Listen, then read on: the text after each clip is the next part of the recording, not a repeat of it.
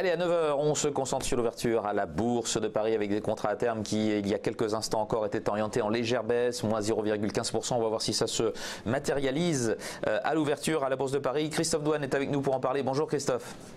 Bonjour Vincent.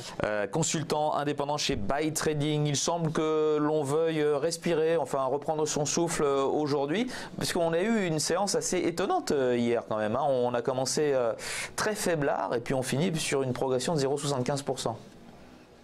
Oui, en effet, on a eu une petite baisse qui était un petit peu étonnante. Oui, j'ai pas vu d'éléments lié à à l'ampleur de cette baisse.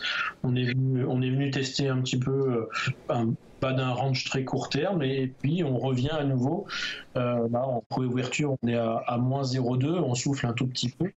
Mais on revient surtout sur une zone qui est importante à court terme, qu'on n'a pas dépassée depuis en clôture depuis le 9 novembre. Donc ça fait quand même un mois qu'on n'arrive pas à passer en clôture 4 heures au-dessus des 5425.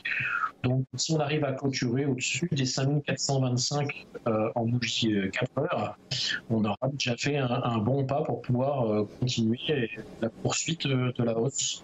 Moins 0,22% à l'instant, 5414,98. Donc peut-être le désir ou le besoin de souffler par rapport à hier, qui a été une séance où on a la tendance s'est retournée favorablement. L'appréhension, alors que la Fed se réunit pour le deuxième jour aujourd'hui et devrait faire ses annonces ce soir. Et puis l'histoire de ce sénateur républicain qui perd son siège en Alabama, c'est pas bon pour Trump, les réformes à venir. Et ça pèse sur le dollar, donc du coup ça fait remonter l'euro. C'est peut-être ça aussi qui agit comme frein. Oui, je ne sais pas si c'est vraiment directement lié. Comme je dis souvent, les corrélations court terme comme ça elles peuvent être. On peut facilement avoir une corrélation court terme dans un événement exogène comme ça, un événement politique, mais finalement ça reste la corrélation ou les mouvements de corrélation classiques. Je ne sais pas si vraiment le dollar est sous pression. Moi, je le vois toujours là aussi sa zone des 94,10. Donc c'est surtout pour le dollar une zone importante comme les 5425 pour le CAC, les 94,10 pour le dollar sont une résistance importante, et tant qu'on n'a pas passé ces 94,10, on a un dollar qui reste un petit peu sous résistance et qui cale un petit peu comme ça.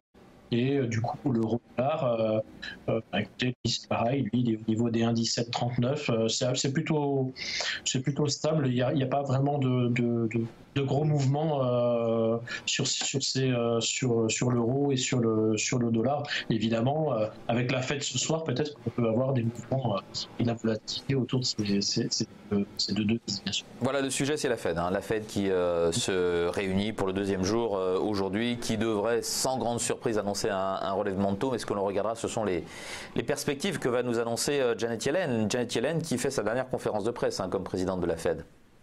Oui, voilà, Janet Yellen passe la main, donc je pense qu'elle va être encore plus délicate en termes de sémantique et passer la main gentiment à son voisin.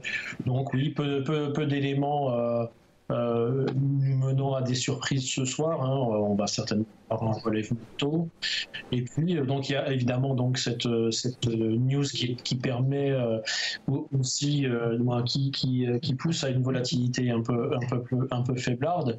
Et puis, en plus, on a demain notre BCE aussi qui intervient, et Mario Draghi.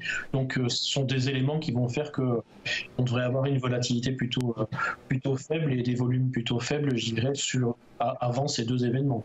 BCE, Banque d'Angleterre, Banque nationale suisse, je crois, demain. Donc c'est vraiment la semaine des banques centrales. Moins 0,16 sur le CAC 40, 5418. On regarde les valeurs qui bougent le plus au sein de l'indice parisien. Dans ce marché, en petite baisse, les plus fortes baisses, Pernod Ricard, moins 0,89, Airbus, moins 0,84, Capgemini, moins 0,61. Bon, les défensives étaient en baisse hier. Elles continuent de l'être quand on regarde Pernod Ricard. En tout cas, Airbus, c'est cette information du Figaro. Je ne pense pas qu'elle soit confirmée, mais sur le non-renouvellement le fait que Tom Enders ne briguera pas un troisième mandat. Voilà, je vais y arriver à la tête d'Airbus. Et puis Capgemini, on souffle par rapport à hier, moins 0,61%, puisqu'on était tiré à la hausse par Atos. Atos qui bondissait de 7% suite à son offre sur Gemalto. Du côté des hausses, Publicis plus 0,6%, Veolia plus 0,3%, Sanofi plus 0,1%. Et Atos qui continue un tout petit peu à grappiller. C'est sûr qu'après une journée comme celle où on a appris que Atos jetait son dévolu sur Gemalto et que Unibail-Rodamco allait se développer à l'international en rachetant un Australien dont je ne suis pas sûr d'avoir encore le nom en tête, mais en tout cas ça paraît un petit peu calme sur le front des entreprises aujourd'hui. Oui, il n'y a pas grand-chose.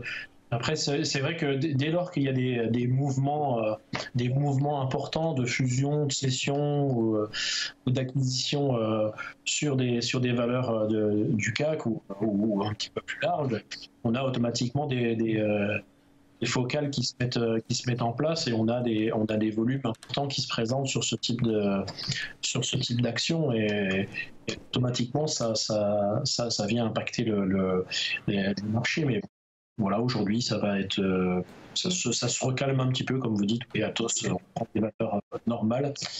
Donc, après 7%, quand même, il est normal que l'on souffle un petit peu. Vous avez un plan de trading pour aujourd'hui, rapidement? Non, j'attends la Fed, moi aussi. Je ne rentre jamais dans les marchés au moment d'intervention des banques centrales, même s'il y a fort à parier qu'il y ait peu d'impact sur le dollar. Tout est tracé, et donc évidemment sur ceux qui sont calés au dollar, sauf le Bitcoin évidemment. Mais je ne vous demanderai pas votre avis sur le Bitcoin aujourd'hui, il n'y a pas d'actu particulière. On est sous les 17 000 là. Ouais, on est sur 17 000. Je regardais quand même, il y a des volatilités qui sont quand même extrêmes, et on a vite fait de se faire sortir avec cet actif.